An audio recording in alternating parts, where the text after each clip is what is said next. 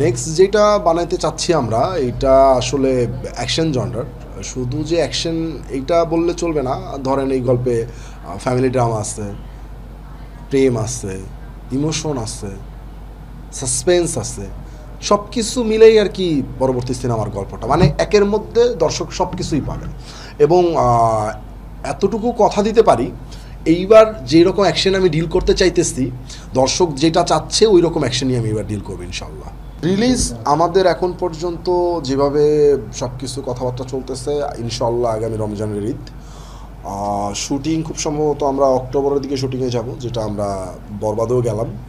এই এইটা আসলে বলতে পারেন বোঝাপড়ার শক্তির বলে, এবং বলতে পারেন গল্পের জায়গা থেকে। আমি যখন প্রথম গল্পটা ভাইয়াকে শোনাই, ভাইয়া রাজি হয়ে যায়, এবং এটা ফাইনালি শ্যুট শেষ, রিলিজ হওয়ার পরে সাকসেস হয়, সবারই আর কি একটা ভালোবাসা পাই।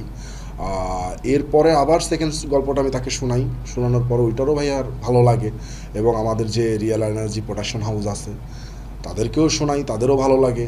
তো সবার ভালো লাগার জায়গা থেকেই আর কি আসলে হয়তো বা ইনশাল্লাহ, যদি আল্লাহ মানে কপালে লিখে রাখে সব কিছু ঠিকঠাক থাকে, তাহলে আমাদের মধ্যে আরেকটা কাজ হতে যাচ্ছে ইনশাল্লাহ।